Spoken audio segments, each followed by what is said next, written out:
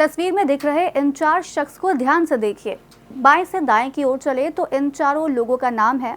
सबसे पहले group captain प्रशांत नायर, फिर अजीत कृष्णन, उसके बाद अंगद प्रताप और अंत में विंग कमांडर शुभांशु शुक्ला।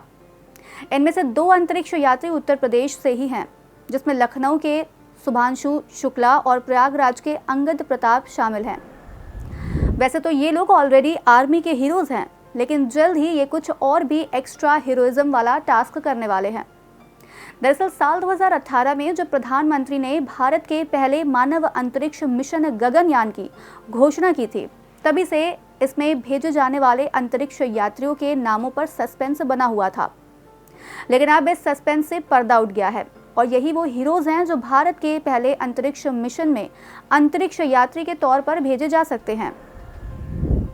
चारों लोग जो बेंगलुरु के एस्ट्रोनॉट ट्रेनिंग फैसिलिटी में ट्रेनिंग ले रहे हैं, 27 फरवरी को तिरुवनंतपुरम में इसरो के विक्रम साराभाई अंतरिक्ष केंद्र में थे, जहां प्रधानमंत्री नरेंद्र मोदी ने उन्हें दुनिया के सामने पेश किया।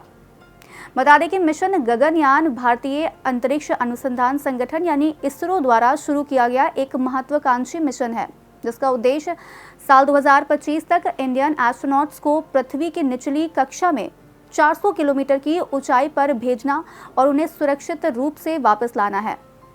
अगर ये मिशन सफल होता है तो मानव युक्त अंतरिक्ष मिशन भेजने वाला भारत दुनिया का चौथा देश बन जाएगा। इन सभी जानकारियों के अलावा आप सभी के मन में एक सवाल ये भी होगा कि एस्ट्रोनॉट आखिर बनते कैसे हैं और इसकी ट्रेनिंग कैसे होती है। दरअसल अंतरिक्ष यात्री बनना कोई आसान काम नहीं है।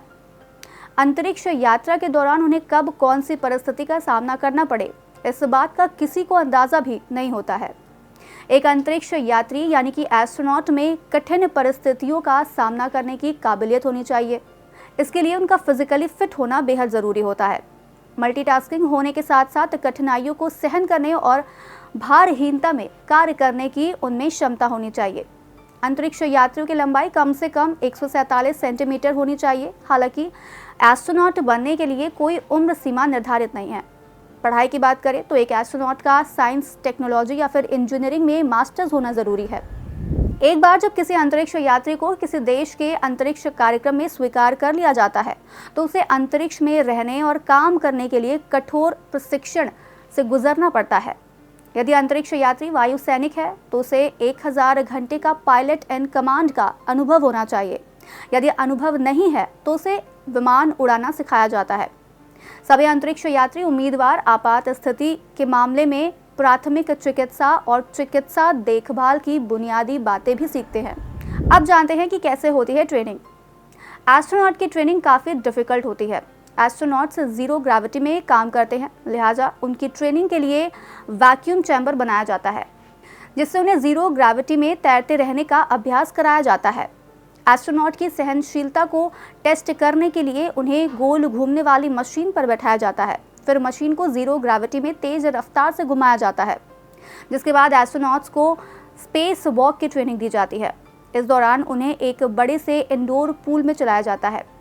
इस पूल का वातावरण बिल्कुल स्पेस जैसा बनाया जाता है, ताकि उन्हें अंतरिक्ष की वास्तविक स्थिति का अनुभव हो सके। एस्ट्रोनॉट को इमरजेंसी लैंडिंग और रेगिस्तान में सर्वाइव करना भी सिखाया जाता है। एस्ट्रोनॉट्स को फिजिकल फिटनेस के साथ साथ मेंटल फिटनेस की भी ट्रेनिंग दी जाती है, जिससे किसी खतरनाक सिचुएशन में वो पैनिक ना करे और स्थिति को संभाल सके। असल में स्पेस में जैसी सिचुएशन होगी उसी तरह की सिचुएशन क्रिएट करके उन्हें ट्रेनिंग दी जाती है, जिससे एस्ट्रोनॉट्स स्पेस में जाने पर रियल टाइम सिचुएशन के बारे में जान सके।